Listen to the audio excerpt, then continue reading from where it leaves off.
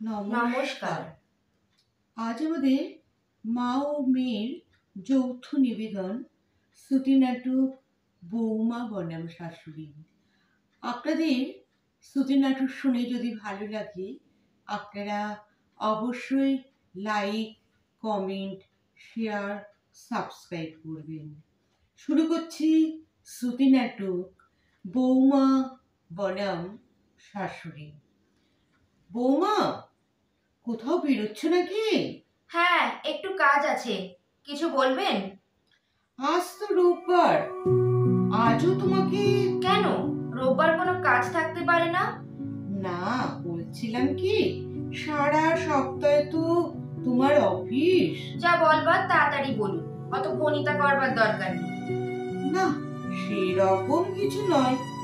তুমি আজও রাত করে অফিস থেকে ফিরলে। আপনার কি খিদে পেয়ে যায়? খাবার তো করাই থাকে, ফ্রিজ থেকে বের করে গরম করে খেয়ে নেবেন। আমার খাওয়ার কথা বলছি না, আসলে নতুন জায়গায় সবই ফ্ল্যাটে এসেছি। ফ্ল্যাটের লোকেরা তোমাকে বললো তোমার বৌমা এত রাত করে বাড়ি ফেরে একটু খড়কে দিতে পারো না, তাই আপনি আমাকে খড়কে দিতে এলেন। নিজে বলো, ফ্ল্যাটের লোকেদের কি আর খেয়ে কাজ নেই? হেই, আপনি বরং ফ্ল্যাটের লোকেদের জিজ্ঞেস করে আসবেন। তাছাড়া তোমার পোশাক আশাক, যেমন এই হাত কাটা জামা। আপনিও তো এই গরমে হাত কাটা পরেই আছেন মা। আমার আর তোমার বয়স এক হলো? সে কি, বয়স্করা এত রুচিশীল পোশাক পরবে? আমরা তো আপনাদের দেখে শিখব। তাছাড়া আপনিও তো কতদিন বাথরুম থেকে জামা কাপড় না গায়ে দিয়ে বেরিয়ে আসেন। এবার থেকে আমিও তাই করবো। আমি মনে হয় তোমাকে ঠিক বোঝাতে পারলাম না। আসলে খোকা এক হলো একজন অফিসার, তার তো একটা প্রেস্টিজ আছে। আর সেই জন্যই তো আপনার খোকা মার খেয়ে ফিরে দিয়ে টলতে টলতে ফ্ল্যাটে ঢোকে। কেন, লিফটে আসতে পারে না? আরে আমি বারণ করেছিলাম, ওরকম অফিসে কাজকর্ম করলে একটু আধটু খেতে হয়। আপনার খোকার বউও বেশ বড় পোস্টেই চাকরি করে, তাহলে আমিও এবার থেকে একটু একটু। না না বৌমা, ও কথাটা তুমি বলো না। ভয় নেই মা, আমি লিফটে আসবো না, সিঁড়ি দিয়ে টলতে টলতে আসবো। আমি জানি তোমার মুখে কোনো লাগাম নেই। একদিন খাবেন মা, নিয়ে আসবো আপনার জন্য। হুঁ, তোমার বাবাই সারা জীবনে আমাকে এক ফোঁটাও খাওয়াতে পারেনি। বাবা মাল খেতেন? এই মাঝে মধ্যে একটু আধটু। ও, এই কথা যেন তুমি কাকে বলো না। ঠিক আছে, তবে আমিও মাঝে মধ্যে একটু একটু খাবো, আপনিও খোকাকে বলবেন না। আর গুরুদেব তো দিন রাত খায়। আরে ওটা ওদের সেবার ধরন। আপনিও না হয় অকারণে একটু সেবাই করলেন। অত না বকে এবার একটু সংসারে মন দাও। এই 4 বছরের মধ্যে কেউ তো এখনো হামাগুড়ি দিল না। তাহলে আপনি একটু হামাগুড়ি দিন না মা, ঘরে মেঝেটা মুছলেও তো একটু হামাগুড়ি দেওয়া হয়। 4 বছরেও বাচ্চা হয় না?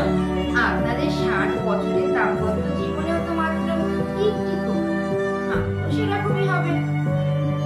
তোমাদের আজকালকার বৌমাদের রকম স্বভাব দেখলে ভালো লাগে না। ওটাকে ওকে আমাকে বৃদ্ধাশ্রমে পাঠিয়ে দিত। আশ্রমে থাকবে, আশ্রমে খাবে, জানেন তো শ্রম করে যারা তাদেরকে শ্রমিক বলে, আর বিনা শ্রমে যারা খায় তারা আশ্রমিক। হ্যাঁ হ্যাঁ, বলবেই তো। আমি বিনা পরিশ্রমে তোমাদের সংসারে খাই। আমি কাশিবাসী হয়ে চলে যাব। নেহাত খোকা আমার রত্নতুল্য ছেলে, তাই পড়ে আছি তোমার মুখ ছামটা খাওয়ার জন্য। ছেলের দোষগুলো একটু দেখবার চেষ্টা করুন মা, সবসময় বউয়ের দোষটা ধরবার চেষ্টা করবেন না। উঁচু পোস্টে কাজ করলে ওর আমি একটু একদু হয়। ছেলে বাড়ির কোনো নিয়ম মানবে না, ঠাকুর ঘর বানবে না, জিনিসপত্র ছড়িয়ে ছিটিয়ে রাখবে। খোকা আমার বরাবরই একটু ছন্ন ছাড়া। তুমি একটু মানিয়ে নিলেই তো পারো বৌমা। আপনি কি খোকার কোনো দোষী ধরেন না? না ধরেন। যদি দেখেন খোকা আমার সাথে ফিস ফিস করে কথা বলছে বা বারান্দায় জড়িয়ে ধরছে, অমনি খোকা ওর সাথে এরকম আদিক্ষেতা করিস না, তুই না পুরুষ মানুষ। কথাটা কি মিথ্যে? আমার এই সময় সারা দিনের পর বাড়ি ফিরে এসে তবে দুটো কথা বলতে পারা।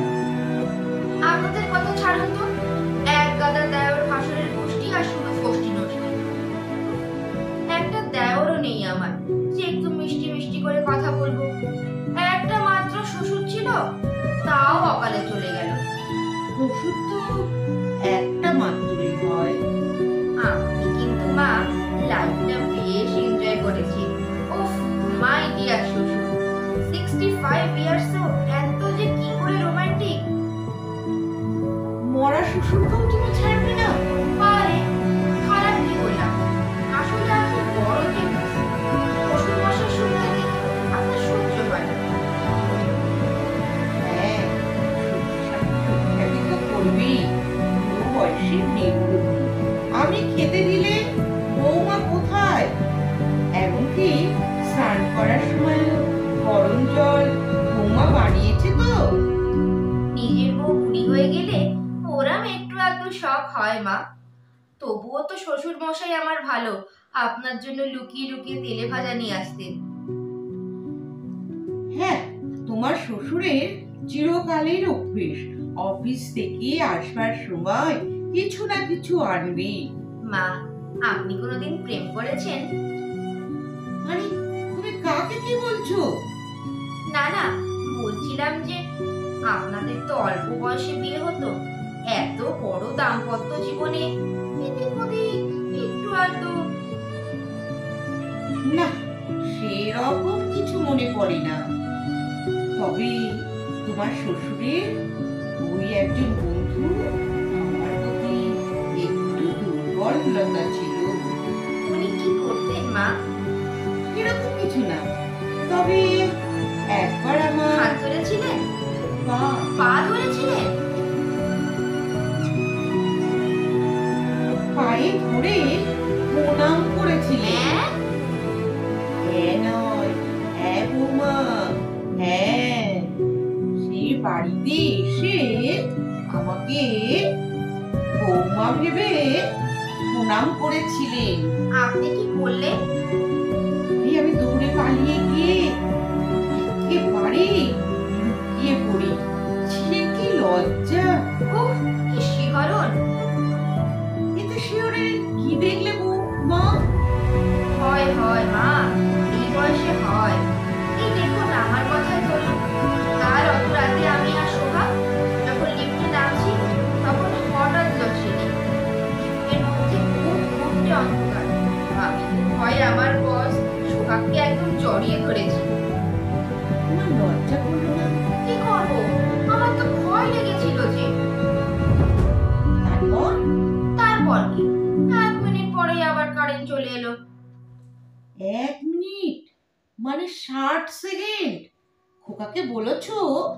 আপনি না সত্যি, এ কথা আবার বরকে বলা যায় নাকি? আপনি আপনার মানে কর্তাকে বলেছিলেন যে আপনার ওই কর্তার বন্ধুর নাকি আপনার প্রতি দুর্বলতা ছিল। যাই বলে বৌমা, তোমাদের দিনকালটা ভালো নয়। তোমরা কোথায় থামতে হয় সেটা জানোই না। প্রবলেমটা তো ওইখানেই মা, কোথা থেকে শুরু করতে হয় আপনারা সেটা জানেন না। আপনাদের ইচ্ছা অনিচ্ছার কোনো দামই দেয়া হতো না, আর আপনারা তো পুরুষেরই দেবতা মনে করতেন, আর তাদের উপরই আপনাদের নির্ভর করে থাকতে হতো। 1000 টাকার ঝাড়বাতির নিচে আপনাদের স্বামীদের রাত কাটতো, আর আপনারা লণ্ঠন জেলে সারা রাত অপেক্ষা করতেন। পরনে ঢাকাই শাড়ি, কপালে সিঁদুর। জামানা বদলেছে মা, আমি আসি। ও ওভার টাইম আছে, খোকাকে বলে দেবেন ফিরতে রাত হবে। সারাটা দিন আমার একা একা করে কাটবে বৌমা। টিভি দেখুন, ফ্যাশন প্যারেড দেখুন, নিজেকে ব্যস্ত রাখুন, নিজের যত্ন নিতে শিখুন, প্রতিটি মুহূর্তে নিজেকে বাঁচিয়ে তুলুন। উফ, আজ তো নেই, আজ বরং আমি আপনাকেই একটু হামি খেয়ে যাই। আরে ছাড়ো ছাড়ো, পাগলি কোথাকার। নমস্কার।